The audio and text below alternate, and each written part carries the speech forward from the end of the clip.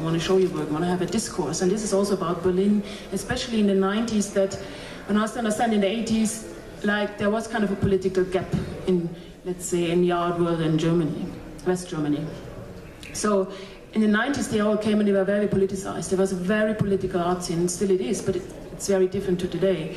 So you came and you had a discourse. You came to the city and you could really like create a discourse within the art field or the cultural field. And this was really about the 90s, when you also had like bookstores were founded, like you maybe heard of B-Books, who was one of the two, actually was the bookstore for Documenta 12. So you had like, and these networks are still existing, but of course, there are so many now that it became very different. But still, it is also a reason still to come to Berlin, as there is a political debate. For example, now, like, and this is maybe something which I would actually be interested how it is in Mexico, because all these developments are related to a very strong debate in Europe about public funding of art. I don't know how this is here, but this is really something like it's like a post-social democratic discussion going on right now. So how much does the government need to pay for artists in the city? And it is not just that, it is really like a movement now in 2011.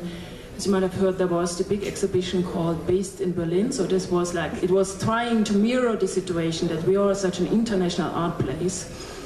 And again, you could also question this in terms when you look who gets a visa and who not. So if you say, I mean, so there's like a footnote to that, what actually politically happens. So, and within this discussion about Based in Berlin, because what they did was actually an open call. They called anyone in the city to bring their works in, and then, and it was the question, who represents Berlin as an artist? And with that, there is a movement now, these days going on, which is called Haben und Brauchen. It's like having and needing, so to say, and it is about the public support of artists in the city. And maybe I just stop here for a moment. Yeah, I think it's a very interesting lead over to, again, the two Mexico-based people, maybe also to ask Chris, because you decided to come to Mexico. You spent a lot of time, and you lived in Paris, you lived in Berlin, and then you decided, okay, I'm going to go to Mexico, which is not that long ago. It was about a year ago or so. And then you decided also to launch Lulu. And I find it interesting to see or to ask, why have you decided to come to Mexico, and why did you feel Lulu, or there's a need for Lulu, or what was your motivation to actually found and launch the space? Yeah, what were your thoughts behind that? Okay, a lot of questions there. Yeah, I'm not sure that, I don't know that we were thinking there's a need for Lulu, but I just wanted to respond really quickly to the Berlin thing. So I was thinking while you were talking, and a lot of excellent statistics, but I wonder, another thing, I wonder the extent to which low-cost airlines played a role in the kind of development of Berlin, especially in the Audis, right? Because I think one of the virtues of Berlin is that it is relatively central in Europe, and that centrality comes from low-cost airlines like EasyJet and Air Berlin and, I don't know, I think Ryanair or whatever, like that. I feel like the low-cost airline kind of changed the art world in a big way, and like made something like Berlin a lot more inaccessible, because I know tons of artists who live there, and I guess I know more established artists, such as like Nina Canel, who's about to have a show at our space, or Simon de Bromuller, who had a show at our space. He's also based in Berlin, but I feel like they're based there, and then they kind of work all over, you know. But I think that's something interesting, and also interesting to think about in the context of Mexico, because there are no low-cost airlines between Mexico and the United States and Europe. I mean, maybe in Latin America, but even Latin America, like Colombia, is still really far from Mexico. But the prices raised down a lot. The prices have gone down? The last 10 years, yes. To go to Mexico and travel. With Mexicana crashing? Yeah. Oh, okay. Interesting. But yeah, but I think that's something that's relatively important. But to get back to your questions, I don't know. I guess I moved to Mexico. I first came here to do a curator residency at Soma in January 2012, and I fell in love with Mexico City. They invited me back to teach a course, which I did. The course was it was a speculative seminar on the possibility of a Mexico City biennial and what that could possibly look like. So just to think about it and see, and to think about biennials in general. And it was during that course that I decided to stay here. And I wish I could give you some great complex intellectual reason, but I just came here for the great quality of life. I think people are pretty welcoming. The weather, I mean, I lived in Paris. I lived in Europe for 10 years, and before that I lived in New York, and I just got tired of living in these cities in which you have to brace yourself for 6 months of the year, you know, and Mexico in general also, and I think I'm in a lucky position because I work primarily in Europe as an independent curator, so I guess in a way I kind of reflect the Berlin phenomenon, because I think most successful artists who work in Berlin earn their money outside of Berlin, and I would say galleries as well. The money comes from outside. So I'm very lucky in that my economy comes mostly from Europe, and I'm able to live here. So yeah, and then as far as Lulu goes, I have Lulu is also quite selfish, in that it happened quite spontaneously. It wasn't premeditated or anything. Lulu is, well, we have a booth right here if you want to see our show, but Lulu is a small project space which I co-founded with the artist Martin Soto Climent, who also has a solo show right behind us in his New York gallery, Clifton Benevento. We founded it last April together, and it's essentially an artist-run space, and we present artists who mostly issue from our own network, which comes primarily from Europe and the United States, but we are working with Mexican artists, and we have a show of a Mexican artist scheduled in a couple months. Yeah, as I was saying, it was pretty spontaneous, but it came from mostly the sense of neither of us really having a relationship to any given city or place, and we wanted to kind of root ourselves, let's say, in this city and make a contribution and participate with our own network. So it's funny. It's been very organic. It wasn't something I was living in Paris and was like, I'm moving to Mexico City to open a project space. But I've realized since we've opened it and running this space that I feel like to a certain degree we are perhaps fulfilling a need. I'm not sure. And I guess what leads me to say that is mostly the fact that there have been so many project spaces that have opened over the past year, a lot of these kind of self-run initiatives, and I think this is really great. I mean, and that's a whole other discussion, you know. And it's funny to hear Pedro, you know, do this exercise that there are 25 institutions or museums showing contemporary art in Mexico City. I mean, it's really impressive. So it's funny, it's a kind of paradox, right? I mean, because you have 150 project spaces, or off spaces as they say in Germany, and Berlin, while you have a very small museum infrastructure, and here you have this amazing museum infrastructure, and at the same time there's kind of this mushrooming or kind of emerging new art scene, right? And I think that's I mean, what's that about? Like, why is that happening? Is there a real necessity? I mean, I think to a certain degree there is, but I think at the same time the museum structure here is really impressive, in that you have the Tamayo or MUAC, which tend to show more established international artists, and then you have younger institutions, or not younger institutions, but institutions which work more with the local population, like Casa del Lago, El Chopo, Carrioville, so on and so forth. So it's not that there's necessarily a lack, but I think at the same time, it's the project space is kind of important in terms of representing, let's say, like the health or energy of a given scene. But thank you, Chris. Maybe we can just a last note, and then maybe we will open the discussion, also open up to the public.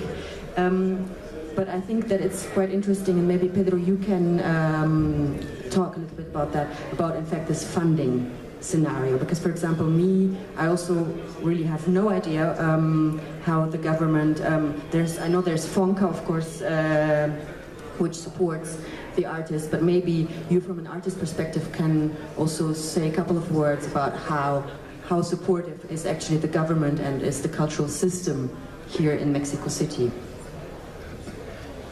Well, I think that the influence of FONCA has been overall very positive to the development of several generations of artists.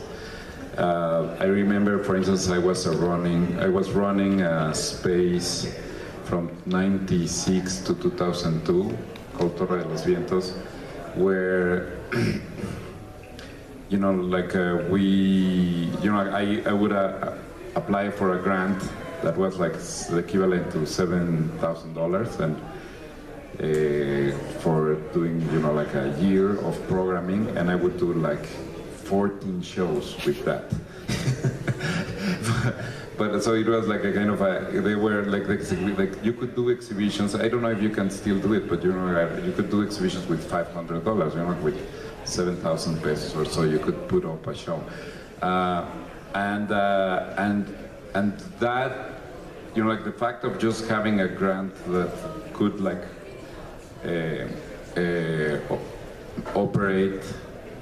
help operate a space, and or also like the different grants that you get for publishing or exhibition or artists, I think that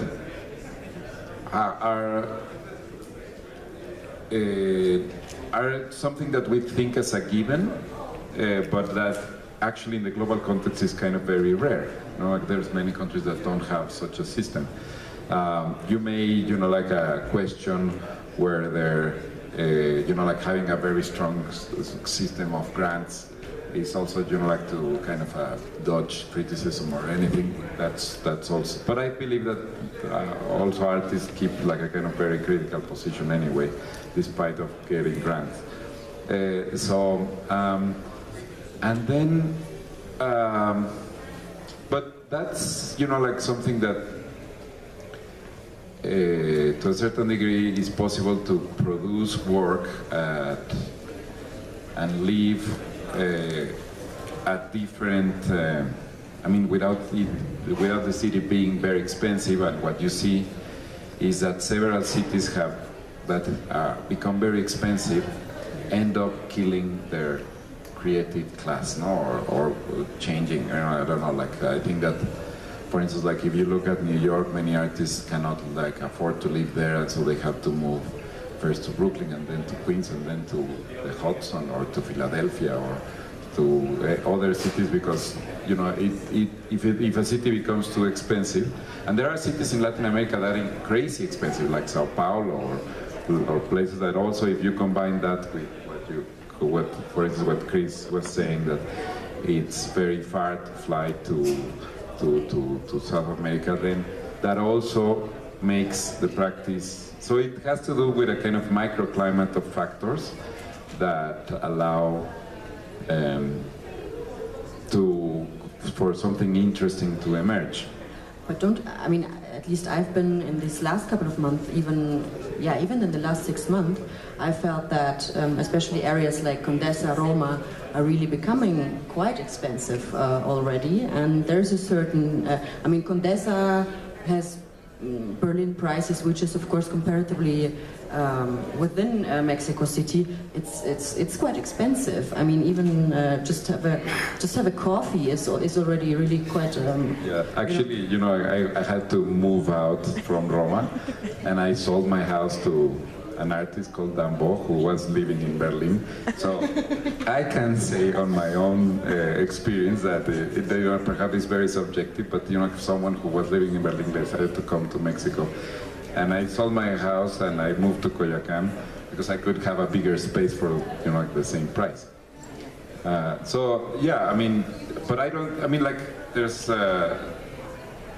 it's not like a kind of or extreme gentrification that I think that you have to worry about or something. I think that the city is so big that you can always like find spaces everywhere, and there's so many neighborhoods that have so much potential to be reinvigorated that yeah, I don't think that real estate or anything like that is going to be threaten the creative economy. It's an interesting because if you look in Berlin, there is actually an open future because of this. The way when you look how often, like the average of a gallery moving in Berlin is at least 4 times. So they all started in Mitte, they moved to Kreuzberg, now they moved to Tiergarten. So it is, and now you have the wedding as a kind of center, and you have Neukölln. But again, it always, the prices go up. And at some point you won't have any suburb. Oh, you all go to Marzahn, which is like the Platte. Nobody wants to live. But that's, so it is, in a way, it created a movement within the city, and it's open, because at some point it won't function anymore. In terms of what you said, there is not enough space. I mean, of course, Berlin is much smaller than Mexico City, so in terms of size and even inhabitants. But there, it is, at a certain end, it will stop, because there's no other way. Because if you look nowadays to Mitte, it's such an empty place. It's an empty place in terms of, if you look what's going on there, nothing. I mean, there is no energy in a way. It is very like stylish, fancy, polished, but that's it. It's a facade, if you ask me. So at some point it is a question, you know, how do you stop this, or how do you make it possible that you make different, like, I mean, there's also a point about Berlin that it is very decentral. You have different centers, so you have Neukölln is one center for sure. You have Wedding is another center. So people kind of gathering in different areas of the city, and even sometimes don't even mix. So they can be very local. So and then it's a question: what happens after? You know? I think everybody moves to a new city. Possibly. But no easy jet. This is the problem. Well, maybe. Yeah. Talking, what is also, maybe I forgot about it to say it, but I thought yesterday it was in the news, and I thought maybe it's an interesting phenomenon also if you look of the past, let's say, 10 years of the development of art in Berlin, and one phenomenon is art factories. I don't know how this is in Mexico City, if there are already this size of artists who have their, you can really call it their own factories. Like, for example, Olafur Eliasson has at least 50 people of stuff. So who actually work on his works. So if you go to that, that's kind of an amazing place. Or you had, for example, Anselm Reiler, who had a kind of average income of 800,000 euros, which is like about $1 million. And yesterday, in an interview, he said he's closing everything. He stops to work as an artist. He's not doing anything anymore. So he's one of the New Berlin artists, which is quite well known.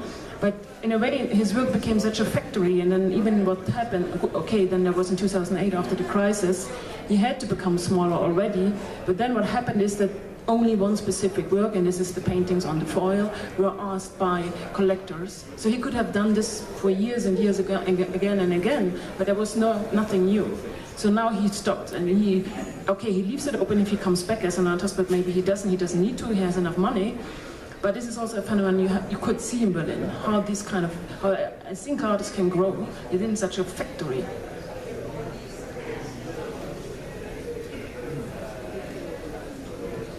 I don't know. I mean, perhaps what I think, going back to the original question, is that you have had in the history of art several cities that were crucial for the development of the avant-garde, no? Like Paris, obviously, Berlin in the 20s, as you said, and over like in different moments of 20th century and 21st century. But there are places that, for instance, like I think that Paris is totally dead. I mean, like right now, there's like Parisians hate their city because you know, like they think it's dead, and it's a problem of mentality because it's a museum. yeah, and it's a beautiful place, but it's like there's a mentality that it's, I don't know why they are so